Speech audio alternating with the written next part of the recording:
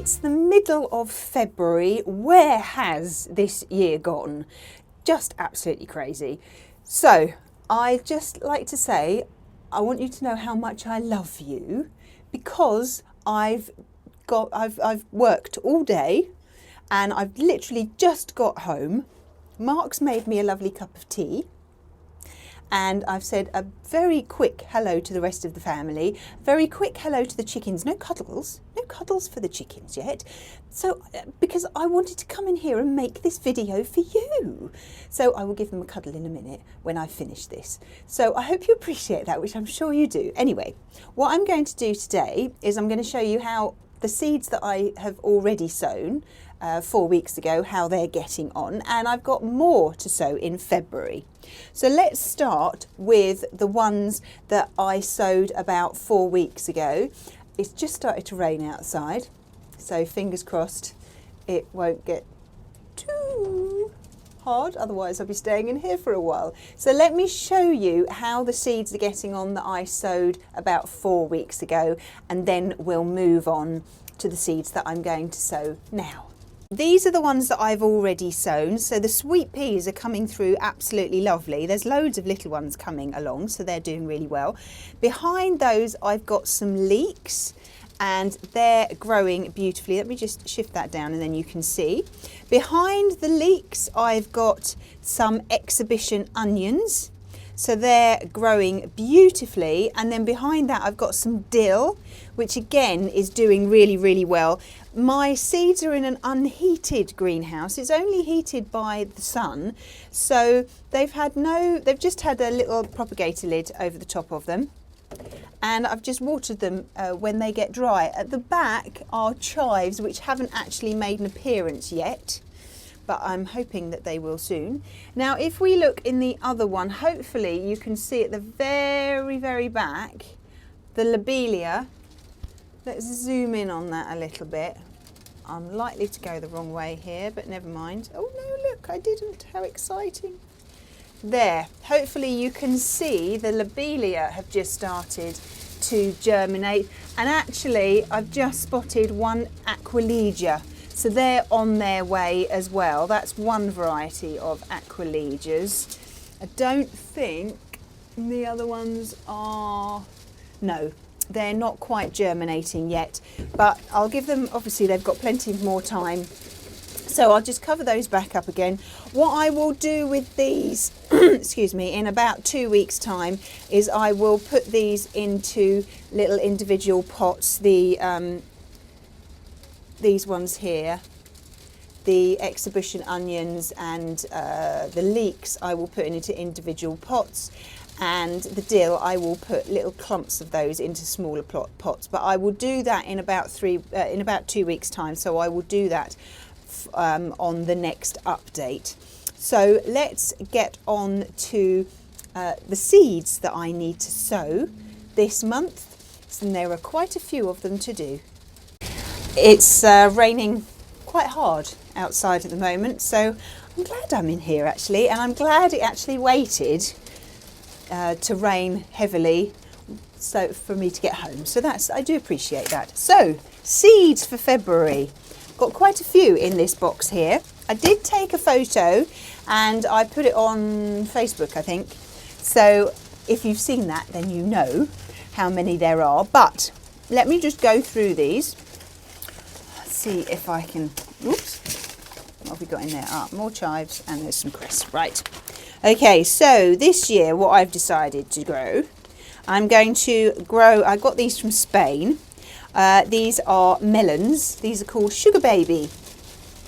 So they're a little bit like watermelons, but they are a bit smaller. So we'll see how those get on. Cucumbers, the good old Spanish ones that I tend to sow every year. And I've also got some Louisa, which do really, really well in the UK.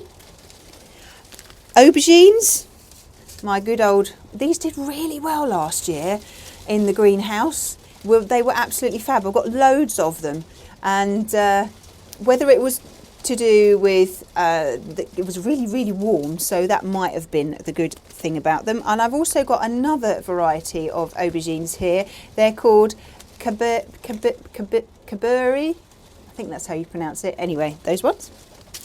And I have got radishes, which obviously need to be planted straight outside, but I'm not going to do those today. I've got the first of the cabbages can go in. So let's turn it around that way. These are primo. These do really well. And I've got some parsnips, which obviously as well have to go straight into the ground. In fact, I'm still harvesting and we're still eating last year's parsnips. They're great. So these ones are Gladiator, which I tend to find do absolutely brilliantly. I've got some flowers as well. I've got cosmos and I've got some marigolds, some African marigolds there, and then there's some cosmos there. Because it's always good to have some flowers, because then it helps the bees come.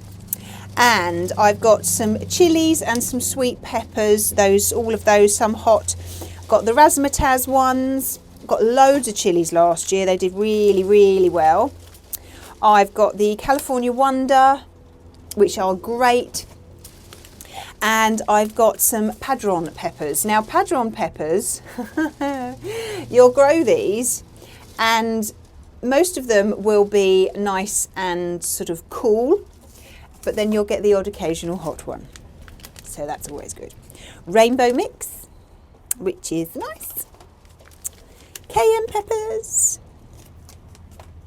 That's the next thing. Oh, we've done those, we've done those. Now I'm going to give these a go, but I will try them first of all, and then if they work, then I will show you on the next one. Little pea shoots. Pea sprouts. So I've never grown these before, and it says that you can grow these all year round actually, which is really handy. So if you're, desperate to get out into the garden and grow something when it's sort of December, then these are great, because cress as well you can grow all year round, because you can grow these on a windowsill. So I will give these a go. It says you've got to soak the seeds for 12 hours before sowing, and then I'll give them a go, and then if they work, then I will show you.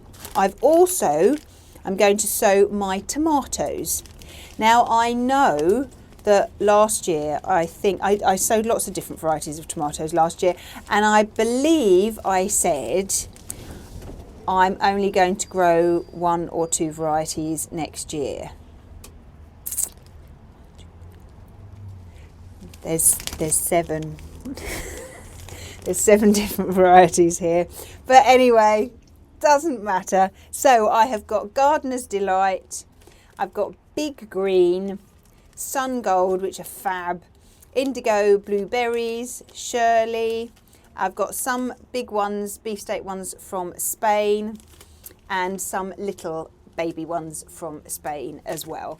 So that's all of those. Now, most of these seeds, and in fact, I think all of these seeds, obviously apart from the pea sprouts, let me just flick through. Yes, they will be sown all in exactly the same way, apart from the ones that go directly outside, which will be the radishes and the parsnips, which I won't sow today because it's raining. So I may well leave those until March, and then show you then. So hopefully I can do filming on a nice dry day. So let me show you how to sow one of these seeds, and then all the others need to be sown in exactly the same way. So what I have got here is one of my trays, and I use these. Okay, I find these are really good because they actually fit in the big solid trays really, really well, and it just means that you don't waste any compost. So you've got a small section and you can sow one variety per section, which is really, really good. They are quite flimsy, these trays, but they do, if you're careful with them, they actually last for quite a while. So what I'm going to do is I'm going to sow the tomatoes in this one, and I will sow just one variety just to show you. So all I've done is I've put a load of multi-purpose compost in here, and then I've filled it right to the top, and then what I've done is I've just pushed it down. Okay, just like that. And once you push it down, it goes down about 1/2 inch, which is the exact depth that you need to sow your seeds. So I'm going to sow, the first ones I'm going to sow in this tray are the tomatoes, and they're Gardener's Delight. Now there's quite a few in here, so I'm not going to sow all of these. Oh God, there's loads of them. So I will just sow a few. Depends how many you want to sow, but you know, I'm not going to sow loads. So there, hopefully you can see those. There are the tomato seeds. So I'm not going to sow a huge amount because I've got lots of different varieties. So all I'm going to do is I've just picked it up between some seeds up between my thumb and my finger. And then you just move your thumb and your finger backwards and forwards, and the tomato seeds will just drop onto the compost. Make sure that they're nice and spaced apart. If you do find that you have got some that are really close together, then try and just give them a little bit of space. A little bit of personal space is always good. Okay, just like that. There we go. You don't have to, you know, be precise. Don't go, oh my goodness, I must have, you know, 1 centimetre between each one. They don't mind. Sometimes they like to have a little bit of a cuddle. Okay, and once you've sown those, then all you need to do is to just cover them just with a little bit more compost. So gently sprinkle it on top. If you come across any large bits, then just move them, because as the seeds germinate, they will find it difficult to push through anything that's solid. So once you've sprinkled it on, then just level it over like this. Da, da, da, da, da. You don't have to be picky. Okay, so that's one lot done. What I will do is I will do the rest. Make sure that if you've got more than one variety of tomatoes, that you label them, and then at least you know, label them with tomatoes and the variety, and then you know what the variety is, because some tomatoes are bush varieties and some are ones that grow tall. So there are different things to remember about those. Now, bush tomatoes are ones that grow in a bush, and they don't need a structure to climb up.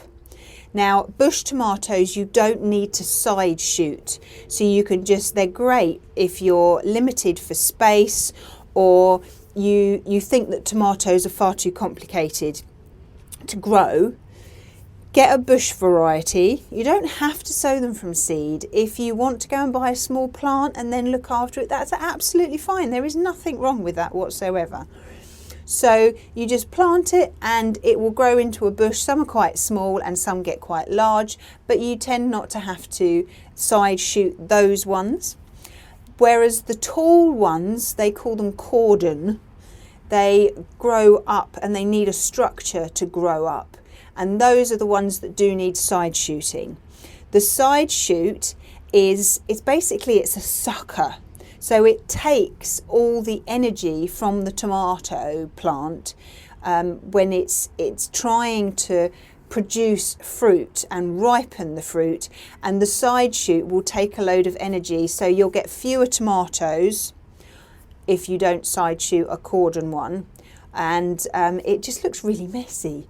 So the side shoot, you've got the main structure coming up, and you like have a leaf going on here. It's a little bit in the middle, but when I come to do that, then I will show you, so it will be a little bit more easy to see. Well, that's about it, I think. Everything in the garden, it's doing okay. The rhubarb is starting to sort of come above the soil now. It's been quite warmish. I mean, we're still in the winter, but it's still been quite warmish. The strawberries are doing really well. Remember I did these last time? They're doing really well, and the geraniums are doing really well, so they're leafing up. So they're quite happy in the greenhouse. They don't seem to be worried at all. So I've already given you a tour of the garden, and to be honest with you, there's not really much else to see at the moment, so there's no point me giving you another tour. But hopefully when I do the next one in March, then more would have happened. I did sow my broad beans, but they haven't appeared yet, so but that's fine. So yes, and I'm going to stay in the dry. Well, I hope you've found that useful. I hope you're able to start sowing your February seeds now. It's very exciting.